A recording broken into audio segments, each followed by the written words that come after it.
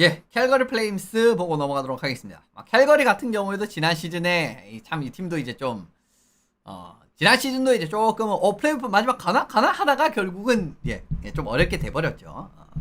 마지막까지 뭔가 좀 희망을 보여주는 그림이 아예 없진 않았습니다만 결국 이제 그 상승세가 끝까지 또 이어지지 못했고 물론 이제 좀 중반에 좀 안 좋은 것도 있었고 하는 그림이었었는데 전반적으로 너무 좀 특색이 없는 시즌이었죠. 작년 캘거리 같은 경우 원래 보통 보시면은 또 괜찮은 팀들이 되면 될수록 이런 특징들이 좀 또 드러나잖아요.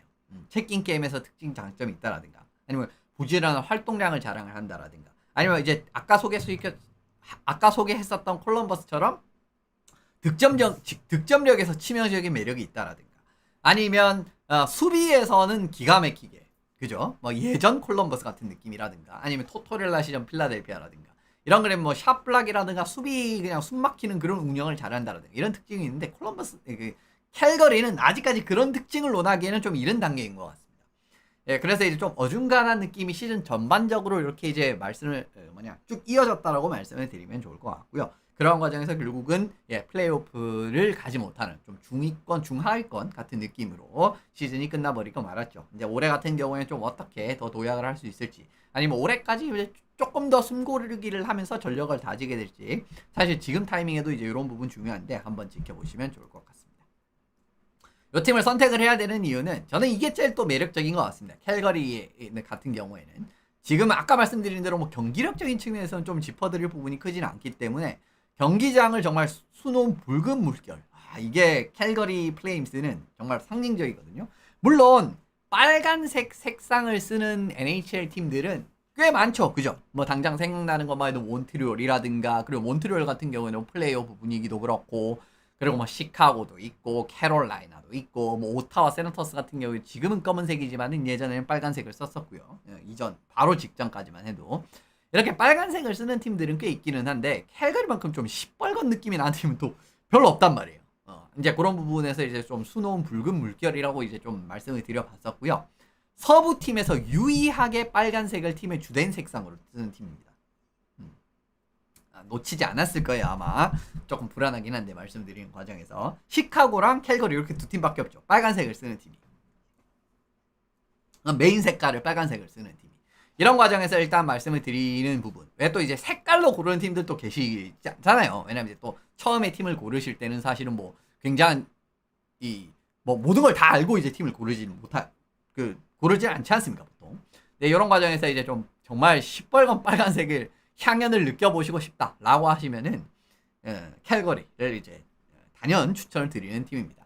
Sea of Red라고 이제 이렇게 이제 이 말씀을 이렇게 이제 표현을 하는데 캘거리 플레임스의 로고 자체도 C자가 이제 가슴팍이 아니라 이렇게 이제 대문짝하게 그려져 있고 그리고 이제 뭐 Sea라고 하면 또 이제 결국은 언어 유희 같은 느낌 뭐 외국 애들로 많이 하거든요, 그죠? Sea 정말 이제 아까 물결이라고 표현했듯이 뭐 바다와 같은 빨간색 이제 이런 식으로 또 바라보시면 좋을 것 같고요. 이제 그렇게 이제 또 어느 말장난도 쓸 수가 있기 때문이지 않나 싶은데 어쨌든 C는 결국은 가슴팍에 있는 로고 C 마크 이제 이런 부분입니다. 실제로 이런 느낌이에요. 얼마나 시뻘건냐라고 하면은 그죠? 아주 그냥 벌건 이제 이런 부분을 확인을 하실 수가 있는데 이거 뭐 플레이오프 경기였을 것 같긴 한데 새들돔이고요. 어쨌든 이제 이 정도로 시뻘겋다라는 겁니다. 일단 이런 부분 말씀을 드리고 요게 이제 시작이 된 게 1986년 그 당시에 디비전 파이널이었죠. 그 당시는 이제 무슨 디비전 세미 파이널 그러니까 1라운드 우리 요즘에 1라운드라고 하잖아요. 근데 이제 그때 당시는 뭐 스마이스 디비전 세미 파이널 그게 이제 1라운드고 그리고 스마이스 디비전 파이널이 2라운드고 이제 이런 식이었었습니다. 근데 이제 이 스마이스 디비전 파이널에서 에드먼턴이랑 붙었었거든요. 근데 에드먼턴이 요 당시에 이제 해트트릭 피버 막 이래가지고 3년 연속 스탠리컵 결승 진출 막 이제 뭐 이런 느낌의 이런 캠페인을 했다 그래요. 이제 여기에 대응하기 위해서 이제 캘거리는 아예 이제 다 빨갛게 이렇게 관객들이 뭐 저지를 입든 아니면은 뭐 티셔츠를 입든 그죠 빨간색으로 이렇게 이제 물들인 그걸 먼저 시작을 했다라고 그러는데 요때 결국은 좋게 끝났기 때문에 계속 하지 않나라고 보고 있습니다. 결국은 이때 4대3으로 시리즈를 이겼었어요. 에드먼턴을 결국 이제 4대3으로 이기고 에드먼턴의 3년 연속 스탠리컵 파이널 진출. 물론 이제 요거를 이긴다라고 해도 컨퍼런스 파이널이 남아있긴 하지만 어쨌든 뭐 저지한 건 사실이지 않습니까? 게다가 디비전 라이벌리고 이런 과정들을 생각을 하시면은 결국은 요런 이제 전통적인 부분으로 좀 굳어지는 이유가 되지 않았는가라고 이제 말씀을 드리면 좋을 것 같습니다. 어쨌든 이렇게 좀 색상적으로 팀을 선택을 하시는 과정에서는 캘거리 매력적인 팀이라고 말씀을 드리고요. 지난해 성적이랑 올 시즌 뎁스 차트를 보고 넘어가게 될 텐데 퍼시픽 디비전 마찬가지로 4위였었습니다. 45승 30패 7연 0패 승점 획득률 58.5%였었고 전체 평균 득점 계속 평균 득점이라고 그러네. 전체 득점 220득점으로 리그 29위. 그리고 이제 실점 같은 경우에는 236점으로 리그 15위였습니다. 실제로 이제 작년에 좀 이제 슈팅 통제라든가 세이브 퍼센티지라든가 이런 부분에서는 캘거리가 그렇게 나쁘지는 않았었거든요. 근데 결국 이제 공격에서 너무나 확실한 카드가 좀 부족하긴 했었죠. 물론 아예 없다라는 건 아니지만은 아예 이제 좀 경기력이 부족한 친구들도 있었고 결국 이제 물론 이제 젊은 친구들이 올라오는 과정들이 기분 좋은 것도 있기는 했지만 잘 해야 되는 친구들이 크게 부진한다라든가 여러 가지가 이제 부진이 많이 겹치게 되면서 공격적인 부분에서는 그렇게 좋은 팀으로 말씀드리기가 어려운 시즌을 보내고 말았습니다. 라인업 차트 좀 너무 시뻘게 해서 좀 죄송하다는 말씀을 드리는데 일단 위베르도, 카드리, 제리 이제 이렇게 일단은 구성을 해야 될 것 같습니다.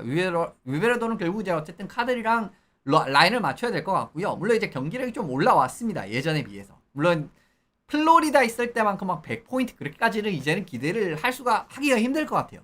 그래도 한 30 정도 수준까지는 경기력이 올라오긴 했거든요. 지난 시즌 많은 골도 터뜨리기도 했었고 시즌 초반에는 또 한번 조명을 했었던 기억이 나는데 시즌 초반에도 이제 좋았던 점이 있었잖아요. 이제 그런 과정에서 조금 경기력이 올라왔지만 여전히 한 $1000,000 이상의 연평균을 자랑하는 선수로서는 많이 부족한 경기력이 나오고 있고요. 그래도 카드리 같은 경우에도 마찬가지로 한 30 해주고 있습니다. 뭐 공수 양면 그리고 이제 굉장히 저돌적인 이제 그런 부분도 있기 때문에 또 사실 2라인 센터로 적합한 자원이죠. 카드리 같은 경우에도. 근데 어쨌든 1라인 센터로서 지금은 활약을 하고 있는 상황이고요. 제리 같은 경우에도 지난 시즌 53개 13골 14어시스트 2라인에 이제 바클룬드, 코로너토, 블레이크 콜먼 이제 이렇게 들어가면은 괜찮지 않을까라고 보고 있습니다. 왜냐면 지난 시즌에 결국 샤랑고비치, 프로스트, 페럽이 이제 요거를 조금 이제 조합을 좀 고정적으로 좀 기용을 하는 부분이 있었단 말이에요. 그래서 어떻게 보면 콜먼 선수랑 바클룬드랑 코로너토 콜먼 같은 경우에도 사이즈는 작지만 굉장히 피지컬 활용 능력이라든가 이런 부분이 나쁘지 않은 선수고 그리고 이제 센터적인 부분에서 바클룬드는 뭐 두말할 필요가 없지 않습니까? 물론 이제 바클룬드도 너무 이제 나이가 많아가지고 또 이제 경기를 좀 붙이는 부분이 보일 때가 있거든요. 드문드문. 그래도 여전히 2, 3라인 센터 수준으로서는 괜찮은 자원이라고 보고 있고요. 지금 이제 캘거리는 사실은 제리, 코로노토 이런 이제 젊은 또 스나이퍼 자원들이 잘 활약을 해주는 것도 중요한데 뭐 코로노토 같은 경우는 지난 시즌 20 넘게 찍었습니다. 이런 과정에서 희망을 보여줬다라고 말씀을 드리고 3라인에 이제 샤랑고비치 이 라인이 사실은 올해 많이 중요합니다. 이 선수들이 기대치의 활약을 전혀 못 보여주고 있어요. 그나마 좀 보여주는 게 프로스트 정도인데 페럽이랑 샤랑고비치는 완전 다른 사람 같은 느낌의 경기력이 나오고 있습니다. 그렇기 때문에 샤랑고비치랑 페러비가 결국은 좀 미들 식스로서의 경쟁력을 얼마나 불어넣어 주느냐에 따라서 올해 캘거리의 경쟁력은 근데 공격 경쟁력인 부분은 좀 갈림길에 들었을 것 같아요. 만약에 이제 요 라인이 여전히 정신을 못 차리면은 올해 같은 느낌의 공격 경쟁력이 나올 수도 있는 상황이라고 보고 있고요. 근데 이제 요 라인 좀 정신을 차리면은 좀 이제 팀 득점 자체가 전체적으로 확 올라갈 수 있는. 왜냐면 샤랑고비치도 한 30골 가까이 기대를 할 수가 있고, 페러비 같은 경우에도 필라델피아 시절에서 막 25, 뭐 30, 뭐 이런 느낌으로까지도 찍었었던 게 페러비였었거든요. 좀 상상하시기 어려울 수 있지만 이제 이런 부분 말씀을 드립니다. 그리고 4라인에는 커클런드, 포스피실, 롬버그.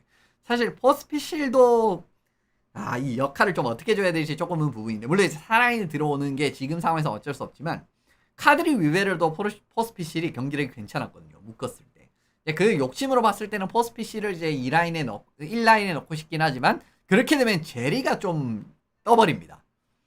제리 역할이 좀 떠버린단 말이에요. 왜냐면 아까 말씀드린 대로 샤랑고비치, 프로스트, 페러비를 조합을 그냥 굳혀버렸기 때문에 그래서 아무래도 조금 더 공격적인 기대치가 높은 제리 선수를 1라인에 집어넣었다라고 바라보시면 좋을 것 같습니다. 그래서 어쨌든 요렇게 바라보시고, 뭐 스포츠피쉬 같은 경우에도 이제 스피드 굉장히 빠르고 체킹 게임이라든가 이런 부분에서는 또 이제 일가견이 있는 선수이기 때문에 뭐 사라인 들어온다라고 해서 별 문제는 없을 거예요. 예, 그렇게 말씀드리고 넘어가면 좋을 것 같고요. 수비진은 라스무스 안데르손과 케빈 바흐 선수. 뭐 사실은 여기 탑4 같은 경우에도 좀 고정적으로 돌아갔었습니다. 케빈 바흐, 라스무스 안데르손, 그리고 조엘 헨리, 맥킨지 위거. 뭐 1라인, 2라인 사실 크게 구분이 없었었고요. 네. 사실은 이 팀 같은 경우에도 이제 결국은 위거의 옆자리에 제이크 빈이나 미로와노프가 사실은 리그 명성치라든가 기대치라든가 생각하면 이 선수들이 들어와야 되는데, 헨리 선수가 들어왔을 때 맥킨지 위거가 결국은 좀 더 보완이 되는 부분. 결국 이제 맥킨지 위거는 너무 순간순간 판단 미스가 꽤 있는 선수이기 때문에 그런 과정에서 좀 보완이 필요한데, 헨리랑 뭐 나쁘지 않았었어요. 조앤 헨리, 그래서 이제 이렇게 말씀을 드리게 되고, 케빈 바흐 선수 같은 경우에는 트레이드로 영입한 이후에 뭐 사이즈 크고 결국은 슛 블로킹이라든가 수비진 안정도라든가 이런 부분을 더해줄 수 있는 자원이기 때문에 뭐 안데르손이랑 이렇게 같이 페어를 맞추면서 또 부담되는 상황에 기용을 한다라든가, 좀 수비적인 역할, 공격적인 역할, 뭐 공격적인 역할에 들어가게 된다라고 해도 안데르손이 있기 때문에 전혀 기여를 못하는 라인은 아니거든요. 그래서 이렇게 1라인 구축, 그리고 2라인 뭐 고정적으로 좀 많이 돌아왔기 때문에 뭐 이것 짜는 데는 그렇게 어렵지 않았었습니다. 그리고 3라인에 제이크빈과 미로마노프 들어오는데, 미로마노프도 사실은 헤니핀 트레이드 때 영입을 한 자원이고, 사실은 미로마노프를 위거 선수랑 조합을 처음에 맞추게 되면서 경기를 꽤 좋았었거든요. 첫 영입을 한 시즌에는. 근데 이게 결국은 이제 부상이라든가 이런 것 때문에 헨리 선수한테 좀 자리를 뺏긴 그림이 됐단 말이에요. 근데 그래서 미로마노프 같은 경우 지난 시즌은 성적도 별로 안 좋았었고, 그래서 미로마노프 선수도 올해는 좀 경기력이 조금 더 회복이 될 필요성이 있다라고 말씀을 드리면 좋을 것 같습니다. 뭐 그렇게 된다라고 하면 저는 수비진에서는 그래도 좀 경쟁력이 아예 없지는 않지 않을까. 조합적으로도 그렇게 무난하게 잘 짜여져 있고, 뭐 공격적으로 기여할 수 있는 자원이랑 이런 밸런스, 이런 부분 그렇게 나쁘지 않아 보입니다. 골텐딩은 더스틴 울프 선수와 프로스베토프 선수인데, 울프 선수가 지난 시즌 다행히 주전급으로 확실하게 잘 자리를 잡아줬죠. 물론 이제 지금 세이브 퍼센티지가 조금 더 올라가면 더 좋겠지만은, 그래도 뭐 평균 실점 충분히 합격점이고요. 풀타임 NHL 첫 시즌으로서 앞으로 조금 더 이제 앞으로 조금 더 발전을 하면 당연히 더 좋겠죠. 당연히 더 좋겠습니다. 근데 일단 뭐 그건 좀 더 지켜봐야 되는 부분이고, 어쨌든 첫 시즌에서는 합격점을 줄 수 있다. 그리고 프로스베토프 선수를 영입을 했습니다. 결국 이제 리틀 선수가 작년까지 있었습니까? 블라다르시가 있었죠, 작년까지. 근데 결국 블라다르시 선수가 필리로 이적을 했기 때문에 프로스베토프, 작년 체스카에 이제 또 뛰었었던 프로스베토프가 체스카에서 경기력이 괜찮았었거든요. 그래서 일단 백업 자리는 프로스베토프가 가지 않을까라고 보고 있습니다. 어쨌든 뭐 주전 골리지는 좀 걱정이 아예 되지 않지는 않아요. 조금은 걱정이 되는 부분은 있지만, 그래도 뭐 이 정도면은 그냥 울프가 잘 자리 잡았기 때문에 크게 문제 없지 않을까라고 보고 있는 부분입니다. 로스터의 장단점을 보시면은 기본적으로 하드워킹 팀의 성향이 있습니다. 그러니까 우리가 보시면 열심히 뛰는 모습을 보고 싶다. 그러니까 선수들이 전체적으로 굉장히 열심히 뛰면서 이렇게 막 바리바리 열심히 뛰면서 막 체킹 게임도 하고 이런 느낌의 팀을 좋아하신다라고 하면은 사실 캘거리 지금부터 보셔도 나쁘지는 않습니다. 기본적으로 캘거리는 하드워킹 성향의 팀이 좀 들어가 있는 팀이라고 말씀을 드리게 되는 부분이고요. 전반적인 자원들이 부지런한 활동량도 그렇고 체킹 게임도 그렇고 이런 것들을 참 잘하는 유형의 선수들이 많아요. 그래서 실제로 NHL 팀 활동량 보시면은 팀 전체 활동량이 6,118kg로 상위 4%였었고요. 60분 활동량도 15.1kg가 나오게 되면 상위 4%였습니다. 그러니까 이만큼 어쨌든 이제 전체적으로 압박도 부지런하게 들어가고, 전방 압박도 이제 보시면 1, 2, 2를 기본적으로 쓰긴 쓰는데 좀 유기적으로 잘 들어갈 때가 꽤 있기는 하거든요. 이런 과정에서도 이제 부지런한 활동량에서 재미를 보는 그림들이 있다라는 거죠. 그리고 또 대부분의 자원들이 좀 모든 상황에서 무난하게 좀 투입할 수 있는 그런 자원들도 좀 많은 편이에요. 그러니까 예를 들면은 아무래도 전부 다 그렇다는 건 아닙니다. 그러니까 막 공격적인 상황에서만 유용하다라든가 그런 느낌의 선수보다는, 물론 이제 뭐 위에로도 같은 선수 친구들은 또 그럴 수도 있다라고 보실 수도 있는데, 뭐 위에로도 사실은 뭐 쇼트핸드에서도 올해는 많이 나왔었고요. 이런 이제 모든 상황에서 좀 이제 무난하게 투입 가능한 이제 이런 자원들이 많아요. 실제로 핵심 자원들도 이런 느낌의 성향들이 많습니다. 그러니까 이븐 스트렝스에서도 많은 아이스 타임을 가지고 있고, 파워플레이에서도 많이 기용이 되고, 쇼트핸드 상황에서도 많이 기용이 되고, 카드리, 위베르도, 바클런드, 콜먼, 페러비, 샤랑고비치, 위거, 안데르손 이런 선수를 보시면은 다 어떻게 보면 이제 전방위적인 영역에서 이렇게 아이스 타임을 찍는 또 그런 유형의 선수들이거든요. 그래서 이제 이런 부분도 어떻게 보면은 이런 전반적으로 부지런한 느낌의 성향이 좀 잘 드러나는 자원이지 않나라고 바라보고 있고, 득점력도 라인에 있는 상당수의 선수들이 1에서 3라인 선수들은 대부분 한 10골에서 15골 정도는 무난하게 기대를 할 수가 있는 그런 모습도 보여주는 그림들이 많습니다. 그래서 좀 잘 풀리게 되면은 캘거리도 좀 좋은 그림은 나올 수가 있는 그런 자원들이 많다라고 일단 말씀을 드리면 보시면 좋을 것 같고요. 로스터의 장단점을 사실 논하기보다는 캘거리는 이제 아직까지는 저는 개인적으로 장단점을 논할 단계는 아니라고 보고 있습니다. 예, 물론 이제 이런 것들을 정말 진지하게 논하려고 하면은 결국 이제 좀 장단점이 어떻게 잘 발휘가 되면은 플레이오프 쪽으로 가고 플레이오프 더 이상으로 가고 이제 그런 느낌이 되는데, 저는 아직까지는 그래도 캘거리는 좀 과도기의 단계라고 보고는 있거든요. 그래서 라스무스 안데르손 선수의 행선지가 어디가 될지를 좀 눈여겨 지켜보시면 좋을 것 같습니다. 올해는 이제 여기에 좀 이제 집중을 하고 바라보셔도 괜찮을 것 같다는 생각이 드는데, 일단 계약이 1년 남은 상황이고요. 오른손잡이 투웨이 수비수라는 거, 이거 시장 가치를 굉장히 높게 받을 수 있는 딱 선수 그거예요. 성향이라고 바라보시면 좋아요.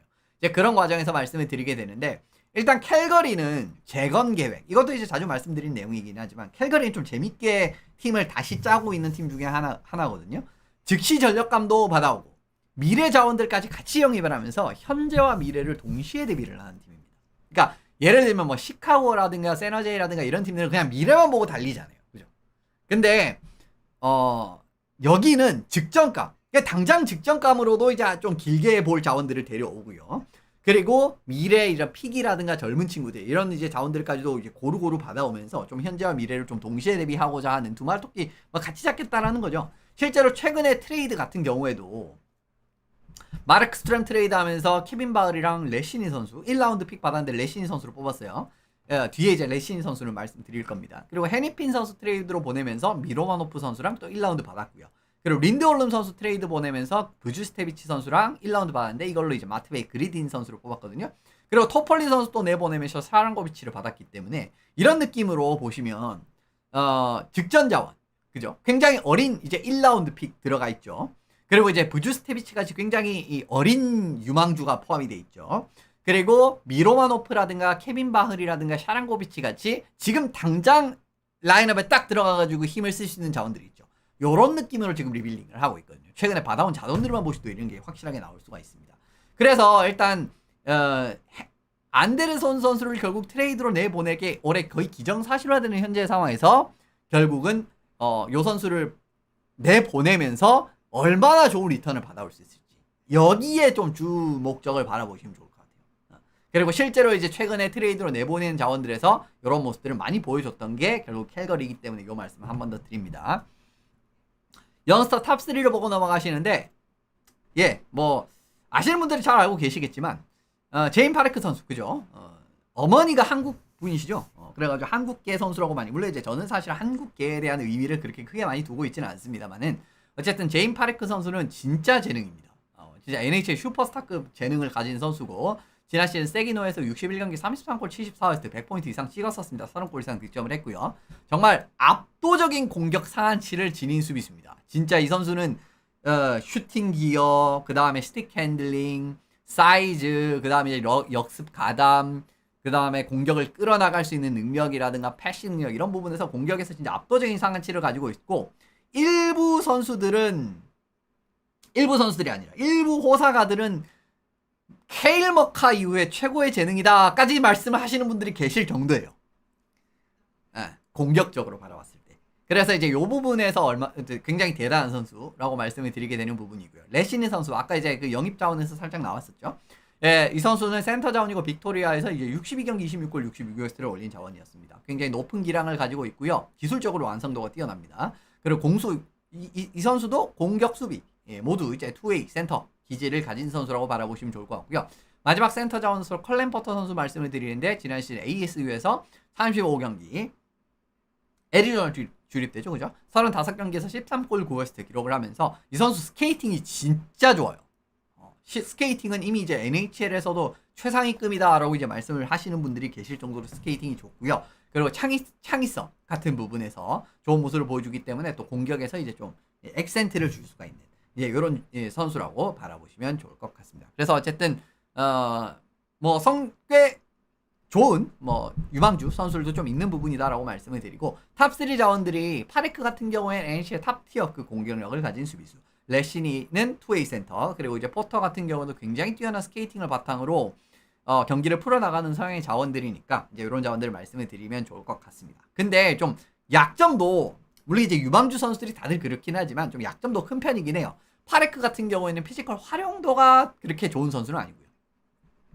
그리고 이제 가끔씩 이제 너무 머리에 스팀이 차가지고 페널티가 좀 안 좋은 페널티를 좀 많이 범해서 팀을 좀 위기에 빠뜨리는 경향성도 좀 있는 선수기는 하거든요. 그래서 이제 이런 부분은 좀 이제 개선이 돼야 되는 부분을 말씀을 드리는 거고, 레시니 선수 같은 경우에도 스케이팅 민첩성에서 조금 좋지 못한 평가를 받은 내용들이 좀 있었고, 그리고 포터 선수는 이제 기복적인 부분이라든가 언더사이즈라는 부분의 약점들을 가지고 있는 선수이기 때문에 장점도 정말 명확하게 좋은 선수들이지만은 단점도 꽤 치명적인 단점들이 좀 있는 선수다라고 바라보시면 좋을 것 같습니다.